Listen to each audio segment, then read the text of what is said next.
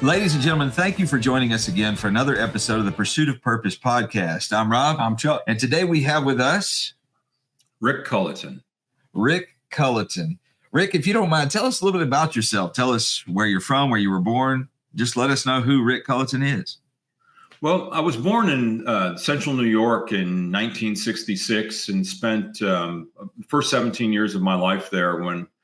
When I got out of school and eventually got out of prison, I left New York and went to Texas, where I found things to be quite a bit different, much more enjoyable. And that's where I stayed. I still call Austin home today. That's amazing. Did you hear what he said? He got to Texas as fast as he could. See, this guy sitting next to me, I wonder about him sometimes because he spent a good part of his life in Texas, but for some reason, he decided to punish himself and move across the border to this other strange land next to Texas that's some kind of French settlement. I'm not really sure, what goes. They got good food over there and you can gamble over there. You can't understand a word they say. But they don't, I mean, the way they talk, it's weird, and the way they think, it's different. I mean, just they got names of their roads like Shoe Peak and their last names are all French. They don't, and he's a Viking. And somehow he decides not to stay in Texas. I don't understand it, Rick. Don't understand it. My friends from Louisiana are a little bit different too. I think it's just because he likes to eat possum. That's what I think. And they get away with that over there. Here in Texas, we frown on that. We like beef, over here for the most part. We put it on the menu. Come on, man. We can't make it any easier than that. Yeah, you go to a restaurant over there and, everything's fried or boiled until it's unrecognizable. And you don't ask questions. You just eat it. It's seasoned right and it's fried good. So you just eat it. And, you hope for the best. Yeah, you don't ask what it is. Nope. I can remember as a kid, the first time I crossed over in the Louisiana border, I was repoing cars and nobody wanted to repo out of Louisiana because technically you were stealing the car. They didn't have peaceful repossession laws there. So you'd have to grab it and go quickly. And the very first time I went after a car, I was already a little bit nervous. And when I crossed the border, I had to stop and get gas. Bugs everywhere. My car was covered when I crossed the Texas-Louisiana border. You couldn't see anything. Run the windshield wipers. I was out of fluid and had to stop and fill that up, get some gas. And when I stopped at the gas station, it was about 9:00 at night. And this older guy, probably 75 or so, pretty slim and tall, comes walking out of the service station with a holster and the longest pistol I had ever seen. And back then in Texas, open carry wasn't a thing. You couldn't even have a concealed weapon. And it was just, it was eye-opening. It was like, wow, I thought I was living in the wild, wild west. This is the wild, wild west.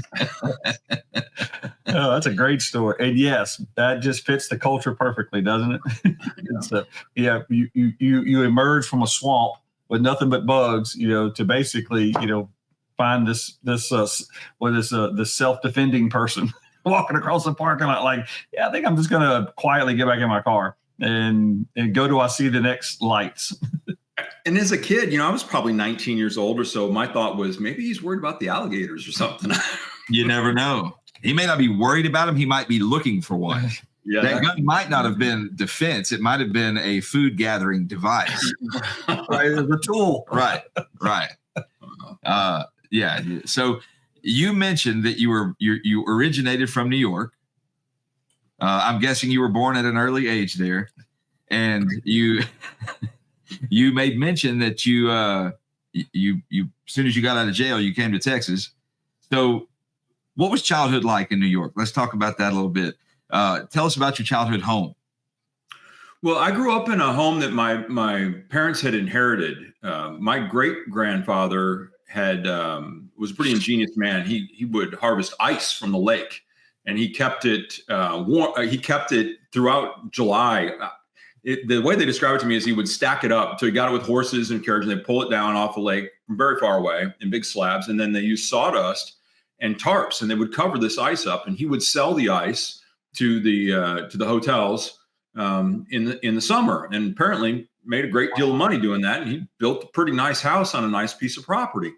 And my parents inherited this house, and that's where I grew up. It was a picturesque white farmhouse. Barn was older than the house. The house had burned at one point in time. The barn was 125 years old, and the house was about 100 years old.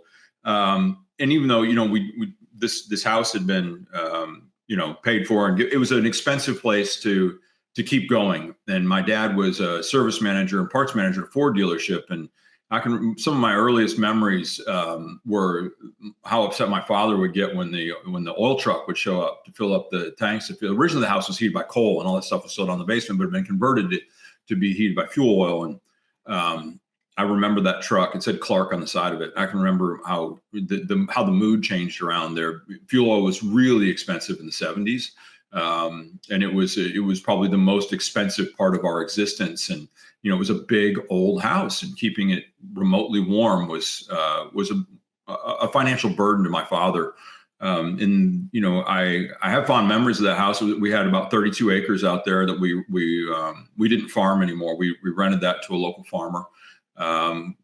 For a while, I believe we had chickens when I was younger, but it was an interesting place to live out in the country. It was a walk to anywhere. And my closest neighbor, who's my best friend, we've just reunited recently. As a matter of fact, I'm going to see him in Scotland next week. Wow. We're about 7 days apart. He lived across the field from me, and it was probably 3/4 of a mile away or so. That's amazing. What a beautiful piece of Americana too. This that whole what your I guess grandfather was able to produce and harvest, and to fill that need, and from right there on the property. Yeah, what a great story. It was a very interesting way of life, and I wish that no one seems to have much more in the way of details about it. I can remember as a kid being told that this is where he kept the ice, and it was just a clearing next to the chicken coop, and they just pile it up. But as a child, it's just amazing to me. The summer sometimes got high 80s. Like, to imagine that ice was still around, that you had taken off the lake in January or February. And I believe it was my aunt who had explained to me he would just go to the north end of the lake where the ice lasted longer, and then they would haul this back, I guess in horse and buggy of some sort. It was my great grandfather, and they would then stack it up, put sawdust in between it, covered tarps over the top of it, and they just chopped it up and brought it in and sold it to the hotels so that they had ice for drinks for the tourists. That's such an amazing business to think of. Mm-hmm. Like, I'm a big fan of an old book, an old lecture rather, called Acres of Diamonds. And in that story, the whole point is that there's millions of dollars. There's industry everywhere. Everywhere you go, everything you do, everything you touch is connected to something that you could make yourself a millionaire out of. And that's an example of that. That's amazing. They took the environmental conditions and created an entrepreneurial pursuit out of it. That's phenomenal. Yeah. I'd like to say it's genetic, because my father was an entrepreneur when given the chance. He was originally working for a Ford dealership and then opened a very successful business. But that was my mother's grandfather. So I guess there's no genetic link there. But he was definitely an ingenious man. So back on the 32 acres, back at the farm when you were a kid, were you an only child? No, I've got a younger sister. She's 2 years younger. 2 years younger. So you're the trailblazer. Yeah. What was discipline like in your family, in your childhood home? There wasn't a lot. We were on autopilot. My parents worked a lot. Once my father opened that business, there was a lot of traveling. They were on the road. They sold antique car parts, so they worked the East Coast, mostly Pennsylvania, Michigan. They'd make it down south for a few shows. But when we were in school and they were on the road, we were there alone. And then we'd get pulled out of school sometimes and go with them spring and fall. But while we were there, living out in the country, it's a different life. It's you grow up fast and you grow up hard. You learn quick, or you don't survive. I mean, it's just it's a different way than where I live and where I brought my children up. And I'm thankful to have that existence. At the time, I certainly wasn't. I thought I was impoverished, and it was a very divided town, the haves and the have-nots, and I was on the have-not side of the street, and it was at the time seemingly unfair. And then looking back, I got some great life lessons there. I wouldn't be where I am today if it hadn't been for those moments, and I'm thankful for them. That's very good. It is very good. Who would have been, like, looking back now, I know you've had some troubled experiences and different things, but if you had to look back, who do you credit as your best mentor, your greatest mentor from your childhood? Somebody you look up to that helped you pattern your life? There's really three that I think of as the mentors in my life. And one of them is a little unusual. But anyway, so the first is my father. And as a child, you don't really, at least I didn't pay a lot of attention at the time to what he was saying. It's just, your dad's talking, blah, blah, blah, blah, blah, right? Whatever. But when I became an adult, a young adult, some of those things that he said really started to sink in. And when I got to Texas, I remember my father saying, "You'll never be happy working for anybody else." And it was just kind of a comment at the dinner table, but this was a man who had worked really hard, come home very dirty and very tired every day at the Ford dealership and angry. And, it was just, he was not a happy person at all. And in somewhere around 1976 or 77, he was given an opportunity to become an entrepreneur that started with cleaning out the Ford dealership and taking out all these old parts from the 1930s that the owner told him, just get rid of this stuff. My father turned that into a business. And a couple years later, here's the same man coming home tired and dirty and happy. So, when he said that at the time, of course, as a kid, dad saying something, whatever. Later on, that sunk in with me. And there's a lot of things that my father, lessons my father gave me along the way that I don't think he was even intending to teach me. He was just kind of going. My parents were very young. My mom was still in school when she was pregnant with me, and she finished college, and I think she was 19 or so when I was born, and my dad might have been 21. So these were not people prepared for parenting. This is just something that was thrust upon them, but they stuck it out. Prepared for parenting anyway. Yeah, no kidding. But so these lessons weren't really made, or these were just things that were learned along the way. Things, and sometimes he'd drill some things in there he thought was important. When it came to mechanics, and knowing how to fix a car or a motorcycle and that kind of stuff, the things that, or a boat, the things that made the essential parts of life. So he was really my first role model and mentor. And then when I came to Texas, I had a very troubled start in New York. I had ADHD severely. I was kicked out of one school. I left home at 16. Barely finished school on my own, went straight from high school to prison, and was just doing all the wrong things. But when I got to Texas, and I could see that when I got out, I'm like, look, this is not where I'm headed. I need some changes. I need a change of scenery, and I need a change of friends. First went to North Carolina, and then couldn't find work there. We were told there was logging, but there wasn't. It was off season. Ended up in Texas. And immediately had work. It was incredible to me that there were jobs everywhere. And in New York at that time, they had said, if you're under 18, you only have to be paid $2 an hour as long as it's outside school hours. So one, even though I wasn't in school anymore, you can only work certain hours. And then two, it was $2 an hour. You get done at the end of the week, and there was $62 there. And even in the 80s, that didn't go very far. So I went to Texas and started to meet some new people, got a job. And one of the people that I met pretty early on is Ron Fleming, who became sort of my adopted father. I was hustling used cars, and I was working for a guy that I probably shouldn't have been working for. A little shady. As a matter of fact, he died in a bar fight later on. Oh, but no.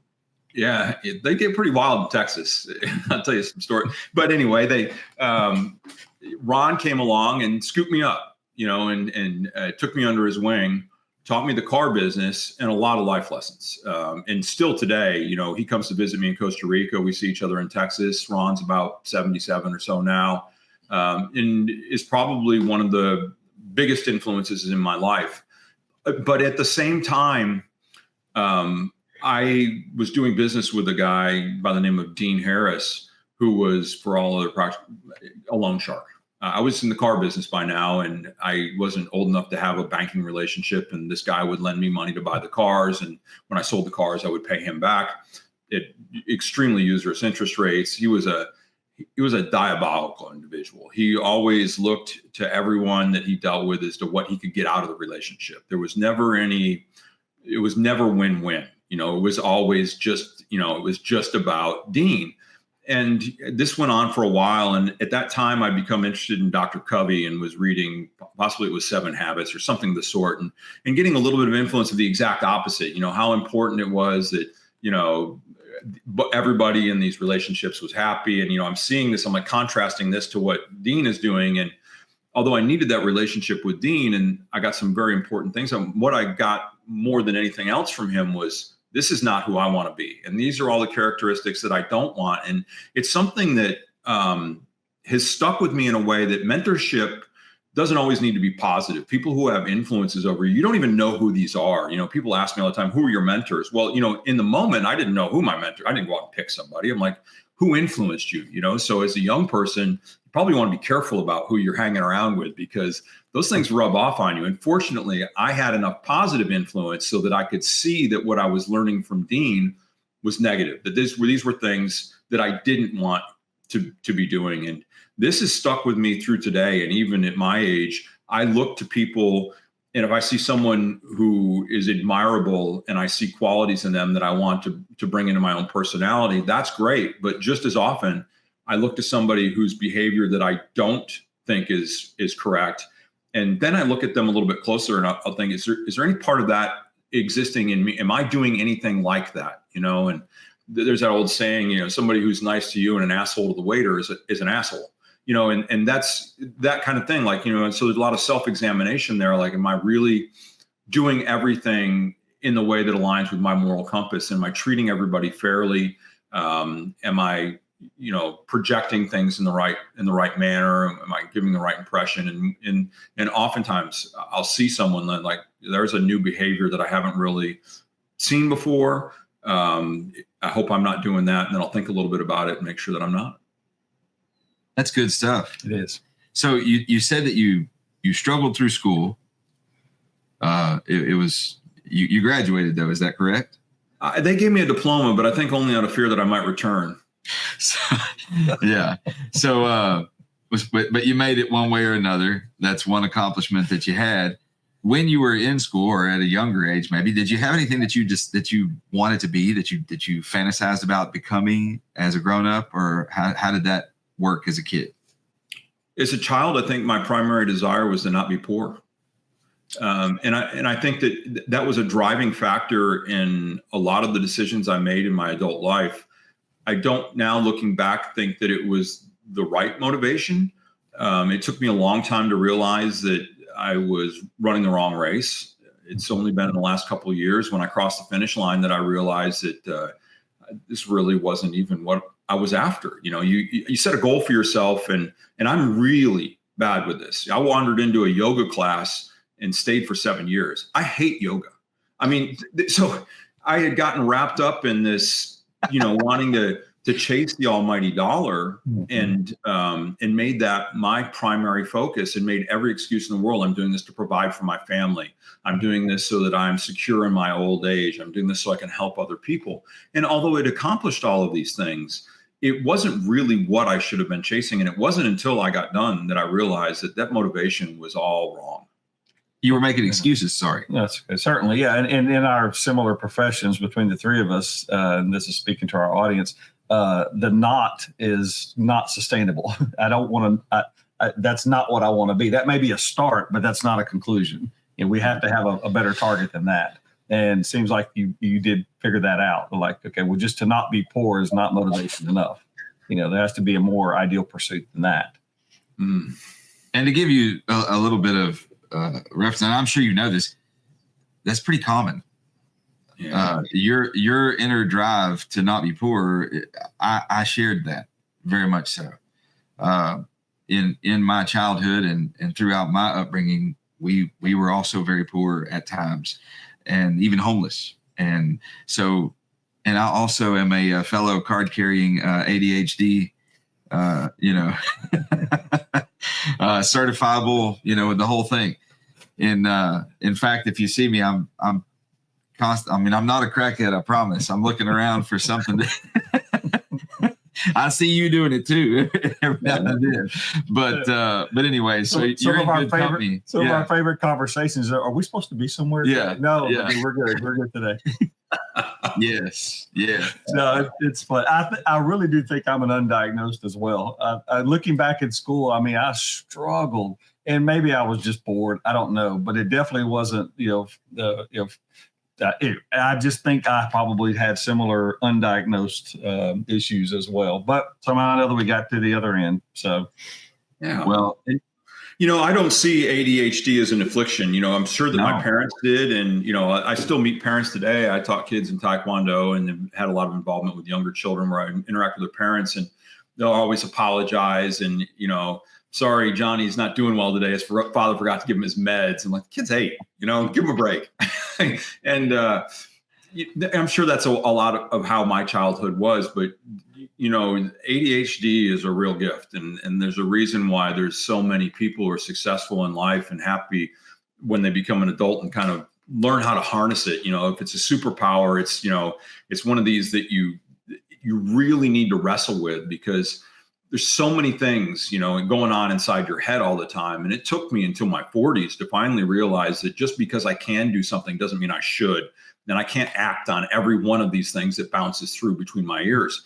So it's just, it's like anything else in life. You got to learn. And I've learned to harness the ADHD. I have tons of ideas. If anybody was to walk up to me on any given day and ask me for a business idea, I've got 7. I don't open them all anymore. I've got 3 or 4 businesses going on now. I've managed to run those, and I've got a rule. I'm not going to start another one until I finish with one of them that I have. And some of these are very old, so I don't think they're going anywhere. And I think I'm the same way. Like I think Chuck has to manage his exposure to me and take it in limited doses, because I'm very similar to that. Like hey, I've got this idea, and Chuck's like, another one. I dare not say that, but I might think that sometimes. That's why when you were saying that, he turned and looked at me and goes, that's me. Yeah, that's it. I'll walk in on a Monday morning, have been thinking about something all weekend. Okay, give me a minute. Let me get some coffee, because this is going to be a while.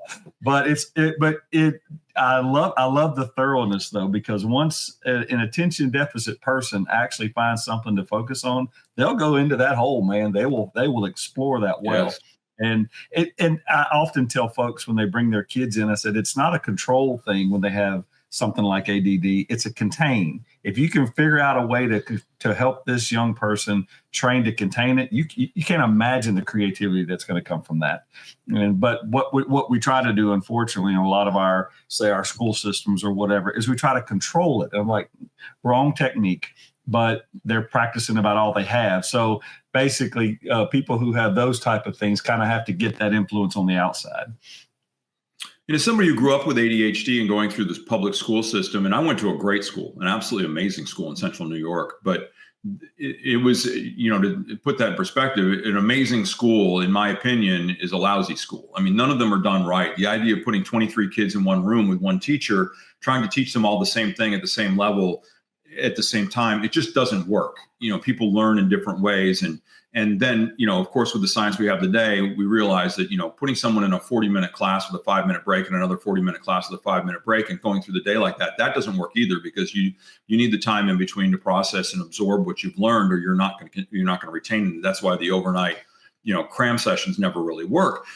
So, we've got to get beyond that, and we need a major overhaul in the school system. But it seems to be more evident to someone like myself with ADHD, because I was present for the first 3 minutes of that class, and then I was out the window, wherever I could go. I had no interest in anything. Either it would start out that I would be, it would bore me, like, this is so simple, but then I'm absent for the rest of the class. And by the time the 40 minutes is up, I'm like, wait, what were they talking about? Exactly. Thank you. And I'm proud of you for making that 3 minutes.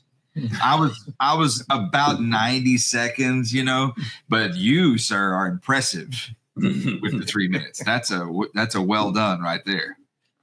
But I'm right there with you. And if I could, I want to take us back a little bit to your progression through life. You got out of high school, you escaped from there, and then you were incarcerated. So tell us how that happened. What was the journey from high school to jail? Well, somewhere around the time I turned 15, I got into a lot of stuff. I was drinking at school starting around 13 or so.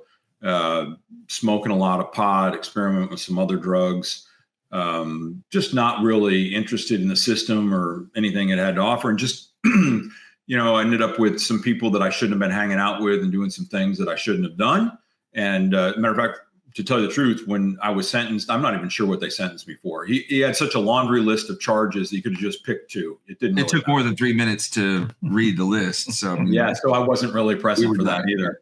And I never got a chance to thank that man, but his name was Judge Angel, and he he sent me off to penitentiary, and my mother at that point, I think, brought up the idea of maybe doing weekends. And he said, if it does, it's going to be a much, much longer sentence. I think you just need to get him in there and get this over with. And so when all my friends were, getting ready to go to college and graduation parties and everything, they let me stay and finish school. I finished, I graduated.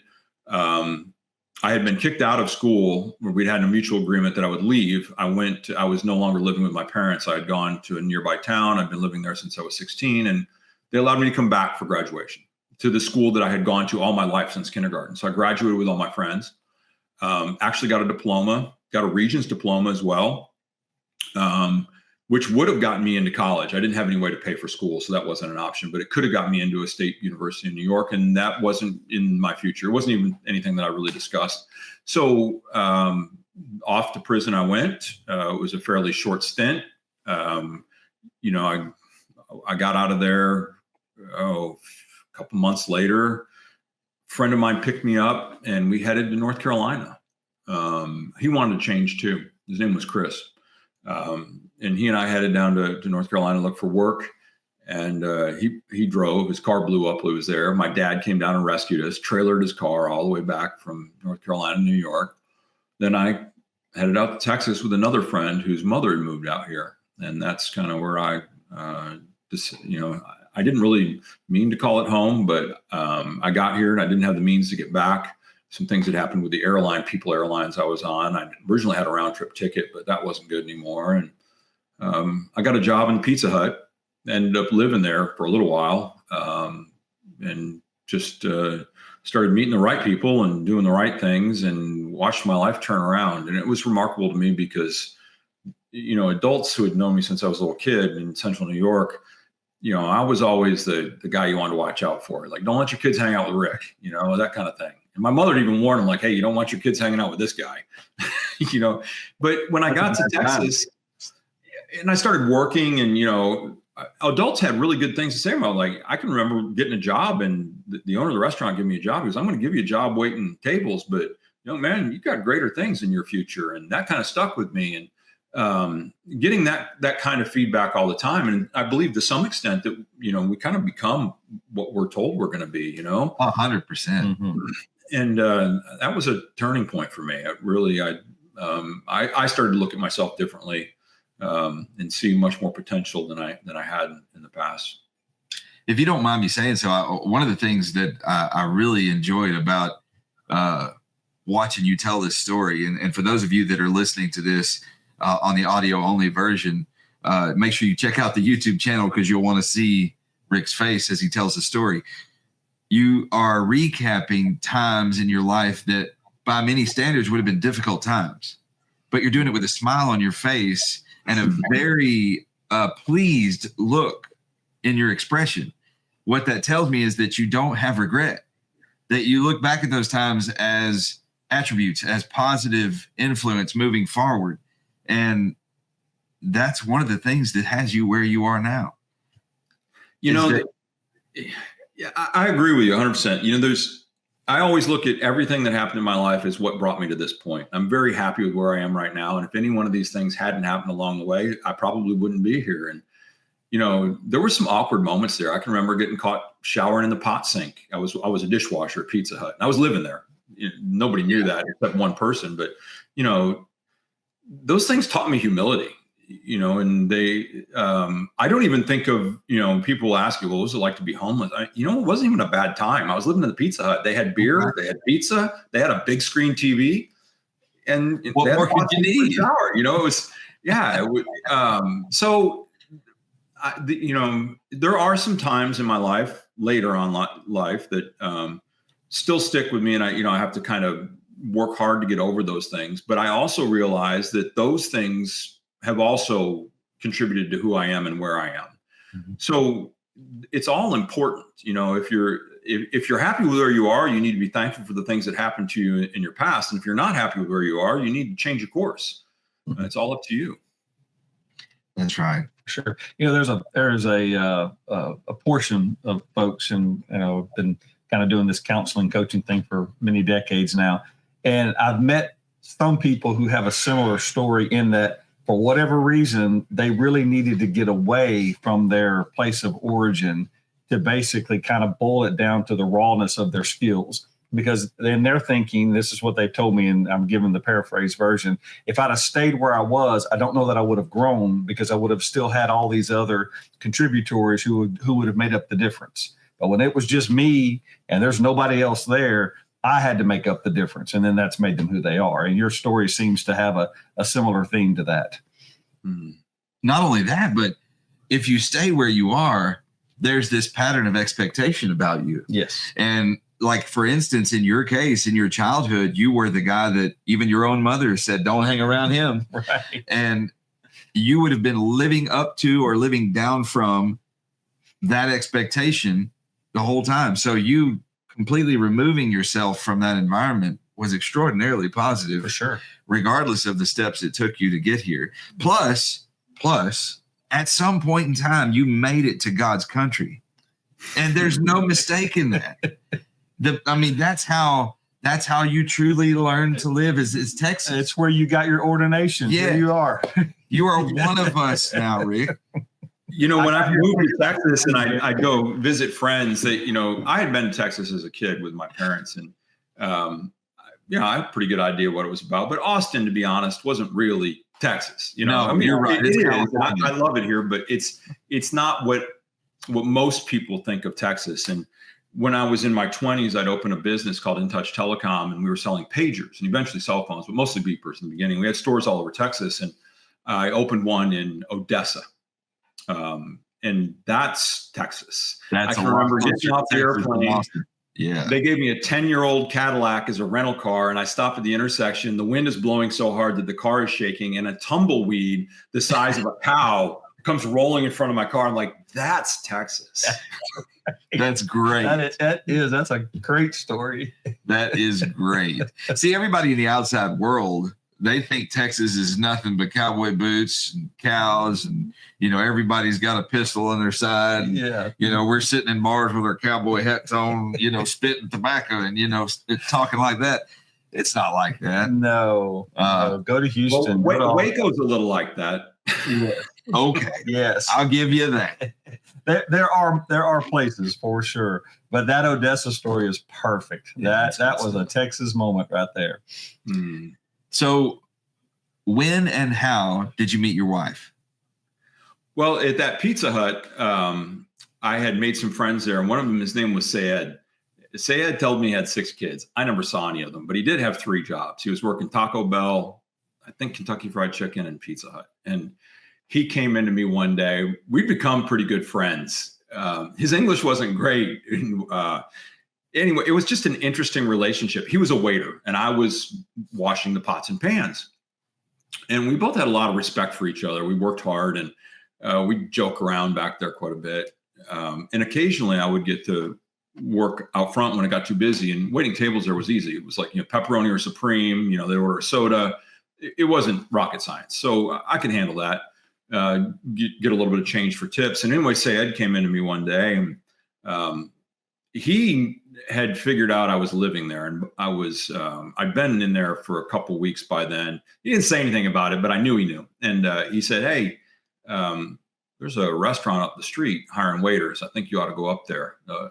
That'd be a good place for you to get a job." And I said, "Well, Sayed, I appreciate it, but I don't know how to wait tables." And he goes, "I see you out here on the floor." And I said, "This is, it's a little different." And he goes, "I'm telling you, you go up there and they're going to give you that job. It's a really good opportunity." And I said, "Why don't you go get the job?" And he said, "I'm not their kind of people." He goes, "They're going to hire you." So I walked up there. It was called Sid's Restaurant. And actually I took the bus for a bit and then walked the rest of the way. And it was at about 35th and Lamar. I walked in there and said I was looking for a job. And this woman, Sue, goes, "Let me get you somebody." And this big, tall guy comes out with a cowboy hat on, a cigar in his mouth in the restaurant, smoking a cigar, and takes me in the office and talks to me a bit. His name was Sid Tettons. And at the end, Sid gives me a job. And he's the one that said, "I'm going to give you this job, but I think your life has got much better things planned for you." I was 18 at the time, and started getting along with everybody. I was having a great time. I was still working at the Pizza Hut, doing both jobs. And at the beginning, I was only working lunch here. at Sid's. And I got picked up a dinner shift one night. So it was a split, 11 to 2, 9 to 5, 5 to 9, which meant 5 to 10. And they had a little bar in the back. And it wasn't for the patron, it wasn't for the customers, but the waiters could go back there and get beer for the customers. And so I wasn't old enough to drink. And well, I liked beer. And the bartender and I, and Annabelle Payne, we became good friends. And I'd go back there and get a beer after work, and we talk a little bit. And I don't know, a couple, 2-3 weeks in, she goes, "You need to meet my daughter. I think you'd like her." And this was towards the end of the school year, and her daughter was a junior in high school, and she came there to work over the summer. Catherine is her name, and she was the hostess, and the cutest thing I'd ever seen. So, I chased her for a while, didn't really have any luck in the beginning. She didn't want to, I was obviously a Yankee. I still had the accent, and I was working really hard to get rid of it. As a matter of fact, one of the girls at the table one day told me as I'm walking away, "Mama, our waiter's a Yankee." And I thought at that moment, I've got to lose this. This is going to get me nowhere in Texas. So Catherine's father was the manager of the restaurant. Her mother was the bartender. Her brother was the busboy. And, they're all have become, her parents have since passed, but they're a very big part of my life. Lived very close to us for many, many years. But that's where I met her. And we went to prom together, have 2 kids together who are now in Colorado. But that's where it was. That's an amazing story. And what bigger compliment can any young man have than to be recruited by the mom, by the parents of the girl? Right. That's insane. Like, that doesn't happen. Usually it's the parents are the enemy of the boy. Right. Usually the boy is working really hard to sway them. This time it was the other way around. It took me a little longer to win over her father. He saw that I was hardworking and all, but I drove a motorcycle at that time. And Rebel. One time I showed up to get her and threw rocks at the wrong window and woke him up in the middle of the night. He came out the front door and he's like, "Her room's at the other end of the house." John Payne. He was a great man. They draw a white X on the other window to show you which one, so you didn't make the mistake. Right. Throw rock here. Yes. Yeah. That's a great story. That is great. So, were her parents originally from Texas? I believe her mother was originally from Oklahoma. I can't remember. I think John Payne was born here in Texas. The only reason I asked that is because he didn't come out when you hit his window with a rock. He didn't come out with a shotgun. So I was curious. He was obviously soft-hearted and much kinder than many other Texans. So it's very fortunate for you. But it also tells you that they probably knew you'd been doing that. I just don't know if I'd be so keen with my 17-year-old daughter riding off on the back of a motorcycle with some guy. He was very tolerant. Isn't it amazing the way perspective changes as we become parents and we start seeing the things that we did when we were younger and measuring against that? Isn't that fascinating? Yes. I myself have 5 daughters, Rick. Boy. I got 5 of those and 3 boys, and I'll tell you, every time one of them little boys comes, I sit there and measure him against who I was, and Lord have mercy on his soul. That's the problem, is we know what we're all up to. Yes. Exactly. I remember my daughter was well into her early 20s, and a couple of situations came up among friend groups. And so in order to prove to her that I had a reference point, I started telling her about my stories from the 80s. And of course, about partying and all this stuff. She goes, whoa, wait a minute. My parents did what?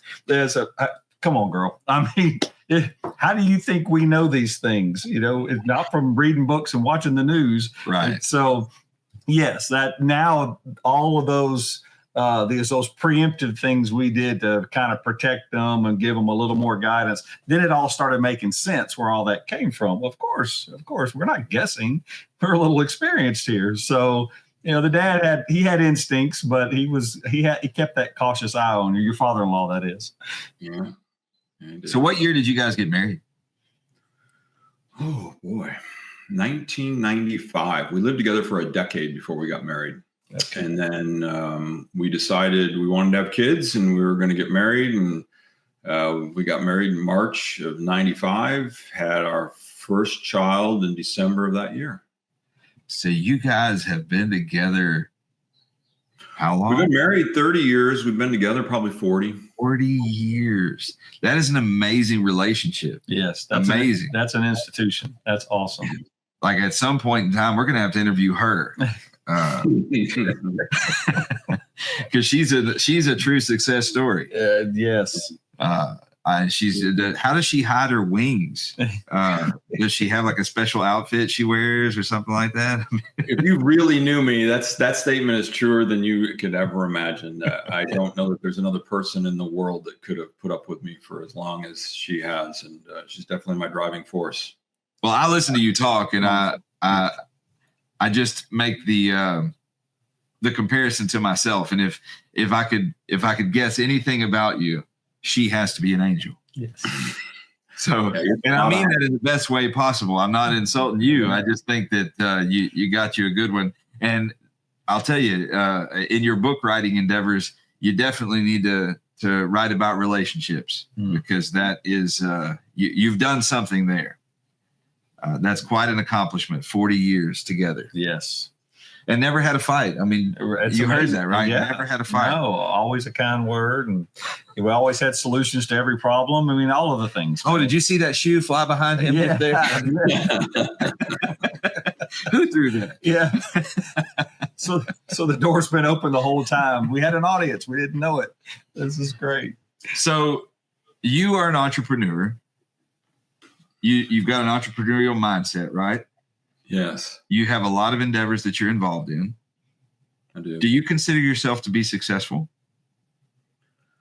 I am. Business-wise, I'm very successful. I think that the real success in my life has come in the last couple of years with some changes and realizations that I've made. Well, if you would be so kind, tell us about that. Well, as I mentioned earlier, I spent the vast majority of my life chasing the dollar, and I crossed that finish line. Lamborghinis in the garage, whatever color I wanted, homes all over the world, and I could do whatever I wanted to do. And not in one moment, but over a period of time, I realized that I'm not really happy. And I had this thought all the time: if I'm not happy, nobody can be happy because I've got exactly what I wanted. I set out to do that. I got an incredible family. I've got these businesses. I got all these people I love working with. I have all the money I could ever want to do anything with. I can help people. I can do this. There's no limitations. And if I'm not happy with all that, how could anybody in the world possibly be happy? And the change in realization came on rather slowly. And a friend / ex-coworker died, and I read a post that he'd made on social media, realized, that enlightened me a little bit at that moment. And a couple things kind of clicked, and I was having a very stressful time. I was loaded with anxiety. I think to some extent that, with ADHD and being an entrepreneur, that, to me, that was just kind of life. You lie awake wondering how you're going to make payroll, or there's always something, and I was to a point where I would wake up in the morning physically trembling, and I would need to get out of bed because if I stayed there, the anxiety would just get to be too bad. And it would be, if it wasn't about my business, it'd be about the stock market. And if all of the financial things are all right, I'd be worried about getting old, or there was always something there. I was always in a state of anxiety or mild depression. And I got an email one day from a woman who I didn't know at the time, but turned out to be a family member of some people that I knew very well. And it said, you want to wake up happy. That was the subject line of the email. So I opened it, well, of course I do, right? And then the email, I showed it to my wife. It was a bit spooky. It was like she'd been looking through the windows of my house. She knew exactly what I was going through. And her name is Julie Hutchinson, and she has an organization called Core Performance. And I signed up for this group. It's kind of an evergreen program. People come in and go all the time, and there are all sorts of components to it. but I was wanting change, and I was very open. And it started out with a lot of different things, and one of them we called breathing exercises, and I was tricked into meditation because I was that guy that if you told me I needed to meditate, I'd have laughed you right out of the room. Like, I don't need any hocus pocus, and if you saw my routine today, I don't look like the same guy. The things I do are not the things that I would have thought I was doing at this point in time or any time in my life. But, slowly I worked on that and became happy and realized pretty quickly why and how I had been chasing the wrong things and how money was never going to make me happy. And that I realized what the differences were between pleasure and happiness. And just over a period of about, I would say the first 6 months were pretty much it. I stayed in there probably a total of 6 or 7 months. Maybe within 90 days, I had a really good feel for where I was going, and was worlds better. I mean, just a happy person. I couldn't even believe it. If I had any anxiety or fear, it was that feeling was going to leave, that I was going to go back to the old me. So, I stuck with what worked, started to refocus quite a bit. And, one thing that was very interesting about this encounter was that at the beginning, we were talking about my habits and everything. And I drank a lot. 38 years. I drank every day except 2 days when I took my son on a Boy Scout camp out. It started at 6 o'clock, and I would drink until I went to bed every single day. And she said, you're probably going to find that you don't even need the alcohol. And I kind of laughed it off. I'm like, look, I'm not here to get sober. I'm completely happy with my alcohol consumption. Let's just leave that off the table. She's all right, whatever. And it was about 3 months in, I just quit drinking one day. And it was like, wow, and it was something I think I had been thinking about over years. Like, at some point in time, this has got to end. I can't keep doing this to my body. It's going to catch up with me. And I always thought it would be, a doctor telling me you've got esophagus cancer or your liver's giving out or something. But instead, I came to the realization it wasn't doing anything for me. And it was all of a sudden, I'd actually bought beer that day in the morning in Manhattan to drink later that night. And somewhere in the middle of the day, I just decided that I'm done. And I put everything down the trash chute from the 45th floor and never had a drink again. Wow. Yeah. That's amazing. What a transformation. That is an amazing story. A complete paradigm shift. Yes. That's beautiful. Very inspirational. Very much so. Thank you for sharing that. So in some of the, maybe a similar association that maybe facilitated some of this, how has, we'll say maybe your failures, I just say that just for an easy term for our audience, how have they played out as an advantage to you? I've never learned anything good from success. All my lessons have come from the mistakes I've made, and I've made really big mistakes. So, those are the things, and it's something about how those lessons get ingrained in you. When it's painful, it evokes emotion, and that emotion just kind of burns that lesson in so hard. And those are the things that you just, if you go through a bit, I feel sorry for the guy that opens his first business and has a huge success, because you're not prepared for anything at this point, right? And all you know how to do is to win, right? If you don't know how to lose, you're in for some pain ahead. And that was pretty easy to figure out. There was a lot of talk about that and self-help and everything else about how important your mistakes are, both personal and business. But I knew it firsthand right away, because whenever I was thinking about doing something or considering my options in this situation, I always thought about the mistakes I'd made. I never, maybe there was occasional thought about how this worked out right one time before, but it's always these really painful mistakes that you've made in the past that kind of burn you into these tracks of heading in the right direction and not making that mistake again. Right. Yeah. Well said. Thank you. So you went through this transformation, this personal growth and transformation. And, it's an amazing thing when that happens and when you're able to do it voluntarily. And I love the way that you describe putting down the alcohol.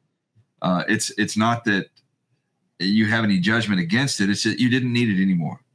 It became that simple. I love that. And Oh, go ahead. Were you going to say something? No, it was just a big part of my life. I mean, my day was bookended with the alcohol. It was dictated by, my life was planned around alcohol. You know, what flight I was going to get on, when I would get my work done, what I would do, because the day ended at 6 o'clock. It had to, because at that point in time, I was going to have a beer in my hand and nothing was going to happen after that. So it opened up my life a lot. And it was one of many changes, you know, and it's something that also for me had to happen at the point it happened. I wasn't ready for it earlier on in life. There were some things that I needed to realize about life, about myself, about my path. And alcohol was just one part of that journey. You know, it was kind of in the middle, you know, for lack of a better term, some enlightenment occurred. And, you know, I started to realize that I was on a path when I removed the alcohol. Then I had more time in the day and I started putting more things into the day. And, you know, the book that we're working on now is about habits and more specifically what you do in the morning. And that's really where I flourished. So, you know, I came up with this stack, and that's our website, by the way, mymorningstack.com, but mine is elaborate. It's very lengthy. It involves everything from cold plunging to a run, meditation, journaling. It's a 3-hour event, and that's not where we're trying to take the rest of the world. But that has been, once the alcohol use stopped, sleep improved. And then, you know, it's like, okay, what's next? You know, what I want to feel even better. I always thought I tell people drinking for 38 years, I tell you, I'm the healthiest person I know. That was my belief. I really was. I was never hungover. I just didn't realize I was hungover every day. So, you know, that was just the norm for me. And then when that was taken off my shoulders and that monkey was gone, I grew wings, and I was like, wow, you know, what else can I do? And, you know, I learned to cold plunge 10 minutes every day in 43-degree water. Something, I mean, the things that I do now, if you could show me 5 years ago, I'd have probably slit my throat. It's like, I want no part of this, you know, and then you get here and it's like, wow, you know, this is just great, you know, and I can't believe I was doing the things I was doing, but for me, I had to go through that. I had to get through those things and make all those mistakes, just like making business mistakes. I had to make those mistakes in my life to show me the way to do things the right way. Isn't it interesting, in your story seems to reiterate what I'm about to share, how a transformation like that can actually happen in fairly short supply. We tell people these things as influencer type folks that we are, and they have this concept that that's like a 20-year, you know, pursuit to get there. Like, it's not really. You can get there quicker than you really think if you just start. And your story seems to, it was just a few years ago, and here we are. And you almost have to I appreciate your example, because more of those examples need to be on display so that folks can realize it's not as far reaching as they think it is. It's not. And, you know, I think of the cold plunge as one of the best examples of that, because the hardest part about a cold plunge is getting in the water. You know, it's that first 1 second, you know, and after I get in, it's like, you know, it's okay. It's painful for 45 seconds. But the thing is, it's getting started.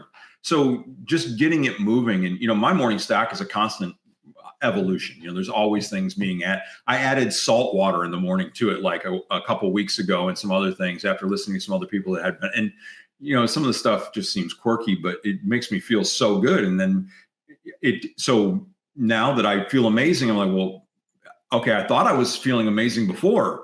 Now I really feel amazing. What else can I do? You know, is there some more? You know, I'm always looking like, you know, what are other people doing? What gives you the biggest bang for your buck? How can I, you know, get some more superpowers? I absolutely love that, because some of the things we do, and one of the principles that I personally espouse, is to never, ever rest in comfort. Always be looking for the next thing to stretch myself, to stretch my mind, to stretch my body, to become more, to learn more, to always be growing. And I love that that you're doing that. And I would bet if you went back 2 years ago and looked at a picture of your face and looked at it now, you probably look younger than you did then. Well, there's a video on YouTube of the first day I quit drinking. That's pretty good evidence to that fact. Yes. So that's just a guess on my part. But something I'd like to know, since we talked about your business and that you made all the money and you did all the things. And then you had this revelation that you needed to have a revolution. And you went through that and you had this spiritual awakening and you started to understand yourself better and grow. What did you do business wise? What has changed and how do you approach your work now? What do you do for work first? And then how do you look at it differently?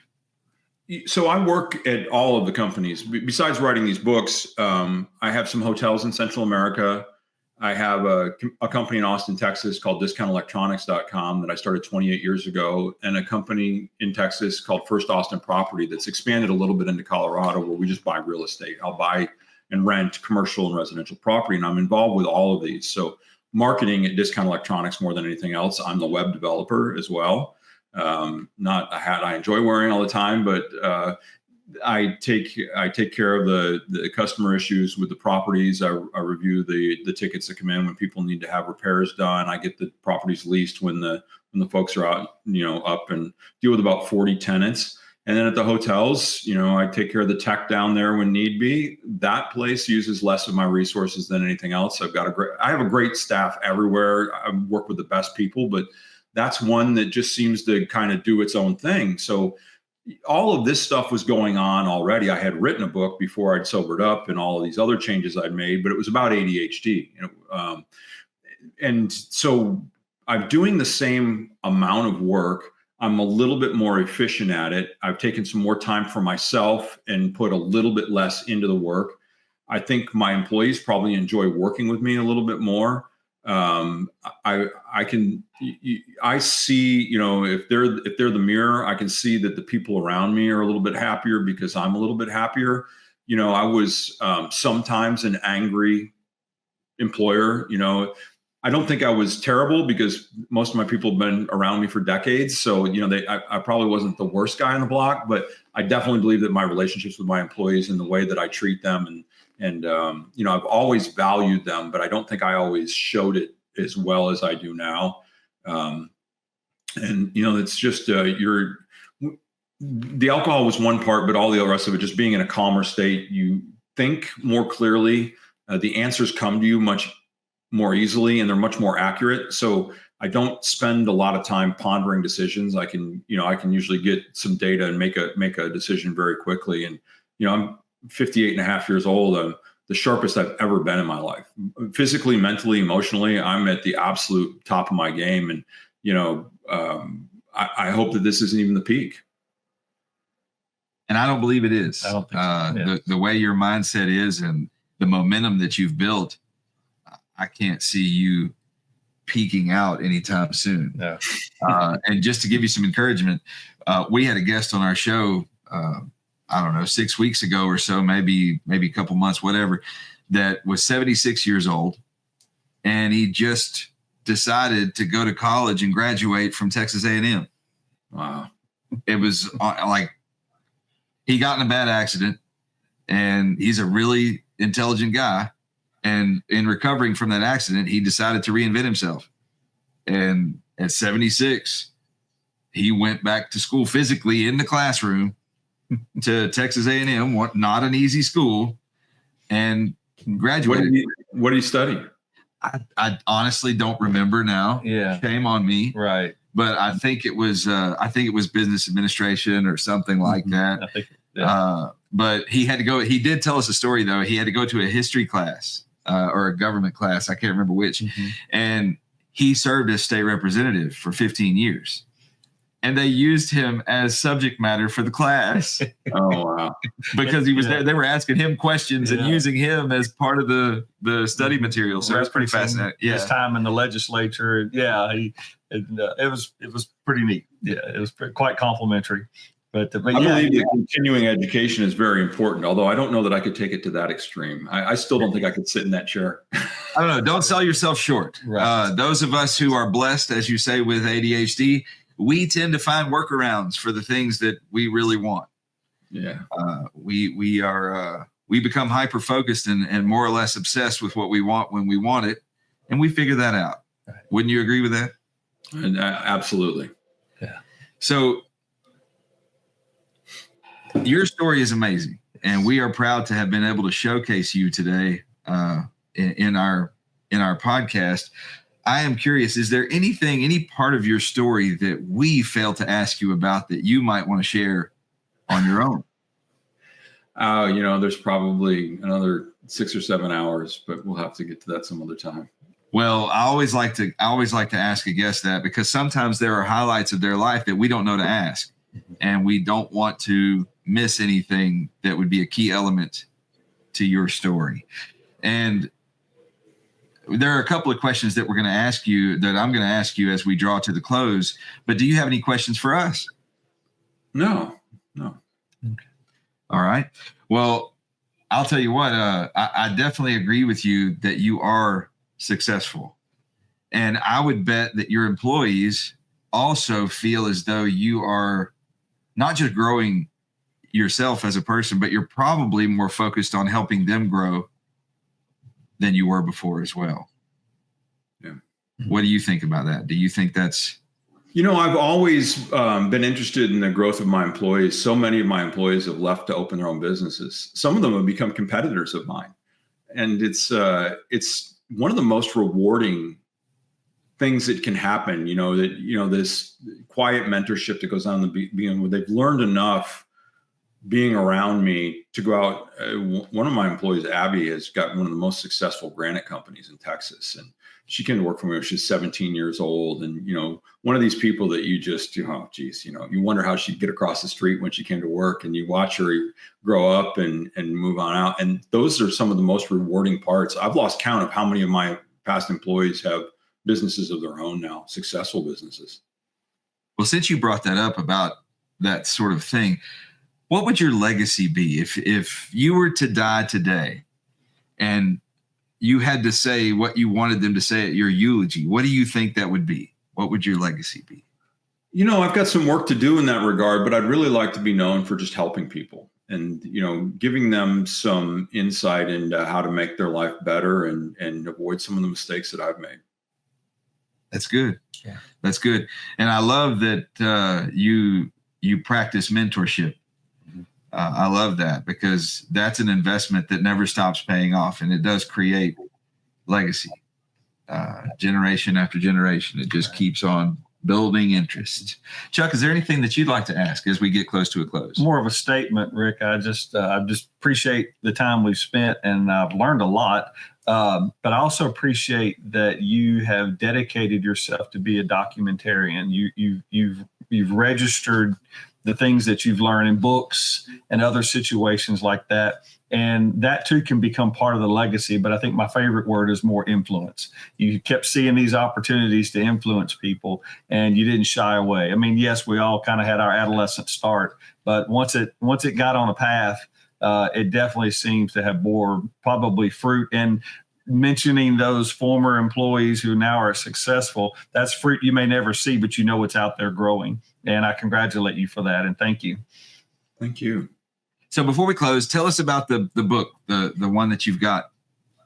Well, the first book, Messed Up Like You, as a matter of fact, you can get a free autographed copy at mymorningstack.com. It's been out for over 2 years. It's really focused on living with ADHD, the things I went through as a child. It's written around the framework of me getting my pilot's license, which was probably the last thing you'd expect somebody in my condition to do. But it's got some humor in it. It's got some life lessons, and it's an interesting read. And right now we're working on the Morning Stack that'll be coming out at the end of this year. It's still titleless, but it's kind of a how-to guide to get you started on what becomes the foundation of the day. And we use some things like techno fasting and some things that are pretty common knowledge, like gratification journaling and some others. And we give you a basic stack to start out with and let you kind of tweak it on your own. And it's a little bit of a workbook, very short, pocket-sized paperback that you can take with you for reference. That's awesome. Mm-hmm. So when you say gratification journaling, one of the things that I do with my coaching clients is I actually challenge them to get up in the morning, and in your first 30 minutes, part of the start of your day is to write down 10 things they're grateful for and why. Is it something like that? I start out with what the most memorable thing, what I'm most thankful for the day before, but I've got a twist for you can use. I'll give you this one. I write the first paragraph with my left hand. And Nice. I was very interested in neuroplasticity and still am. And someone had given me a statement. They said, if you're a guitar player and you learn to play a new guitar piece, say a grade 5 piece, it's very difficult. You've just become a better guitar player. If you pick up the clarinet and learn Mary Had a Little Lamb, you're building neuroplasticity, and the benefits of that when it comes to Alzheimer's, Parkinson's, and all of these other things that we face, some of us face later on in life, it's a real preventative, and that constantly learning something new. And I thought, there's something really simple I could do and learn every day. And I've been doing it for 9 months now. And I write in cursive with my left hand now. Now Wow. you couldn't read it when I was just writing text in the beginning. I can write with my left hand better than I could write cursive in high school with my right hand. And so maybe it makes it fun. It makes it's something you have to do in that journal that just makes it a little bit more entertaining. And maybe your clients would find that interesting too. I love that. I need to implement that. Thank you. And it takes me back to a quick story, and I don't want to take up too much time, but my dad he's deceased now, but he was left-handed. And we picked up golf when I was probably about 12 or 13. And he said, come on, you'll go with me. And I think he went to a pawn store, got me. The clubs mine were so crude, they had rust on them, but he had to order his. And, then I'm interested. I'm listening to, say, watching a tournament, and they get the pro on there and he's giving tips. And one thing he said was, if you can, get you a set of, just clubs, maybe like a 7-iron or a few common ones, that are the opposite hand. And I thought, well, my dad's got a set in the garage. So I'd go in the backyard with a wiffle ball and I would hit left-handed. And, that really helped my game. And because it does what you're saying. It causes you to have to kind of reform your mind in order to make it effective. I turned out to be a little bit better with some of the clubs left-handed, but I didn't have that in my bag. So, but I kind of did what you did, I suppose. Yeah. Interesting. Yeah. Well, thank you for that. I'm definitely going to use that. I appreciate it. And I'm going to get an autograph copy of your book too. I want one. I've got a collection of things from all our guests. If they have anything out there that I could get, I like to display souvenir artifacts. Are your materials available on audio? Yes, Messed Up Like You is already available on an audiobook, and the new book will be too. It's a little bit more complicated with the morning stack because there's a lot to be done. There's going to be some blank pages in the book to work through, but it may end up being just kind of a supplement to the paperback. Good. Yeah. Very good. So we are now at the place where we can close. I've got 2 questions that I ask every guest. It's kind of a tradition. And the first one is, if a person watches this video, a younger person or an older person, doesn't matter. If they watch this video and they find you to be inspiring and they want to be like you, maybe they see similarities in themselves and your story, and they can relate heavily, what advice might you give to them? I think the most important thing to consider as you're going through life is that whatever's happened in your past doesn't define your future, and that you can start over, reinvent, or just redirection yourself at any moment. I love that. I do too. Simple and profound, and we love simple. So my favorite question, it's my last question.